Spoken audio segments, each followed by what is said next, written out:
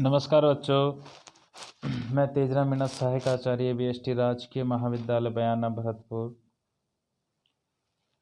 आज का टॉपिक लागत के तत्व, एलिमेंट्स ऑफ कॉस्ट, लागत के तत्व। कॉस्ट अकाउंटिंग का दूसरा टॉपिक है। इंट्रोडक्शन ऑफ कॉस्ट अकाउंटिंग के बाद हम दूसरे टॉपिक का अध्ययन कर रहे हैं। आप सभी का इस टॉपिक में हार्दिक स्वागत है। लागत के तत्व जो है वो कौन कौन से हैं, तो एलिमेंट्स ऑफ कॉस्ट है, उसको मैंने यहाँ एक चार्ट के माध्यम से आपको बताया है। लागत के मुख्य जो तत्व है वो तीन होते हैं। पहला है मटेरियल, दूसरा है लेबर और तीसरा है एक्सपेंसेस। यानी किसी भी वस्तु को बनाने के लिए आपको तीन प्रकार की लागत लगेगी। फॉर एग्जाम्पल, एक ईंट का भट्टा है, उसमें ईंट बनाने का काम है, तो मटेरियल के रूप में मिट्टी चाहिएगी। उस मटेरियल को सांचों में ढालने के लिए लेबर चाहिएगी, और फिर वो जहाँ पर सांचों में ढाली जाएगी तो वो भट्टा होगा, तो उस भट्टे की जो ज़मीन होगी उसका रेंट देना पड़ेगा, उसके भी खर्चे होंगे। वहाँ पानी बिजली के बिल देने पड़ेंगे, उसके भी खर्चे होंगे। तो ये एक्सपेंडिचर होंगे। तो यानी उस ईंट को बनाने के लिए मिट्टी चाहिए, फिर उस मिट्टी को ढालने के लिए लेबर चाहिए, और एक स्थान चाहिए जहाँ पर ये सारे कार्य किए जाएंगे। तो ये जो सारे खर्चे हैं उस ईंट को बनाने से रिलेटेड है। यानी उस वस्तु को, उस ईंट को बनाने के लिए तीन प्रकार की लागत लगी: सामग्री की, श्रम की और व्यय की।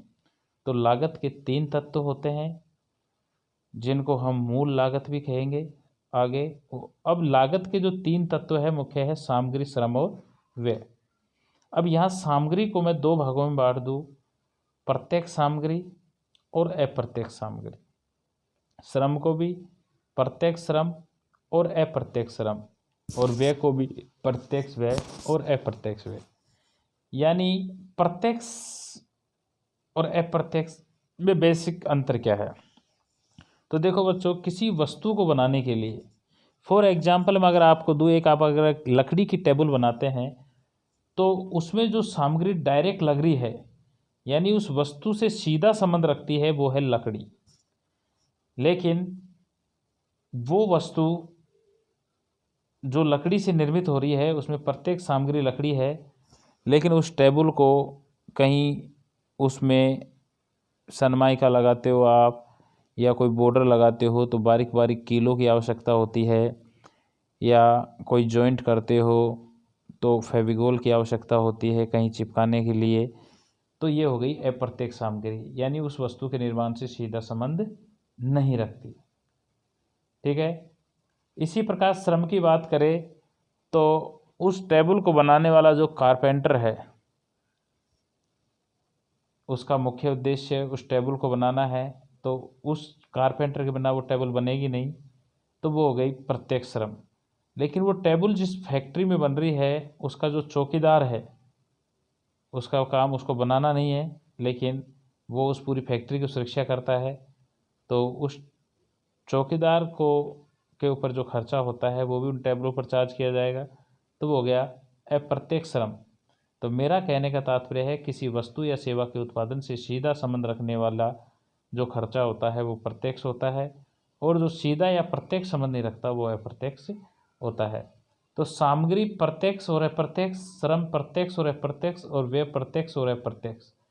जो डायरेक्ट जो होते हैं उन सभी डायरेक्टों का योग होता है मूल लागत, और अप्रत्यक्ष होते हैं वो होते हैं उपरिव्यय, जिनको कहा जाता है अप्रत्यक्ष लागत, यानी ओवरहेड। उपरिव्यय को क्या कहा जाता है? ओवरहेड। तो प्रत्यक्ष सामग्री, प्रत्यक्ष श्रम और प्रत्यक्ष व्यय का योग हो गया मूल लागत, और अप्रत्यक्ष सामग्री, अप्रत्यक्ष श्रम और प्रत्यक्ष व्यय का योग हो गया उपरिव्यय। अब ध्यान रखो, उपरिव्यय तीन प्रकार के होते हैं। जो खर्चे कारखाने में होंगे वो कारखाना उपरिव्यय होंगे, जो खर्चे कार्यालय में होंगे वो कार्यालय या प्रशासनिक उपरिव्यय होंगे, और जो खर्चे माल को बेचने में होंगे वो होंगे विक्रय एवं वितरण उपरिव्यय। विक्रय व्यय माल को बेचने से संबंधित खर्चे, और वितरण व्यय माल को बेचने के पश्चात उसको ग्राहक तक पहुंचाने के खर्चे वितरण व्यय हो गए। तो बच्चों ध्यान देने योग्य बात है, हमारी कॉस्ट अकाउंटिंग की शुरुआत में जो इंट्रोडक्शन ऑफ कॉस्ट अकाउंटिंग है वहाँ पर अगला जो टॉपिक है लागत के तत्व, ये बहुत महत्वपूर्ण तत्व है।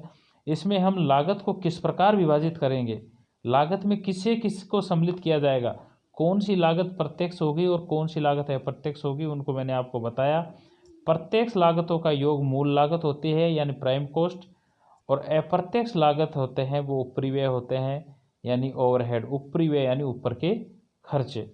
तो मैंने कारखाना, कार्यालय और विक्रय वितरण व्यय। अब लागत के मुख्य जो 3 तत्व होते हैं उनमें सामग्री, श्रम और व्यय तीनों को प्रत्यक्ष और अप्रत्यक्ष में बांटा गया है। बच्चों प्रत्यक्ष लागत को मूल लागत कहते हैं, ध्यान रखना कोई पूछे। जो भी प्रत्यक्ष लागत होती है, प्रत्यक्ष लागत में प्रत्यक्ष सामग्री, प्रत्यक्ष श्रम और प्रत्यक्ष व्यय, इसको मूल लागत कहते हैं। और अप्रत्यक्ष लागत को उपरिव्यय कहा जाता है। अब ध्यान रखिए उपरिव्ययों को हम पूरक लागत भी कहते हैं, ठीक है।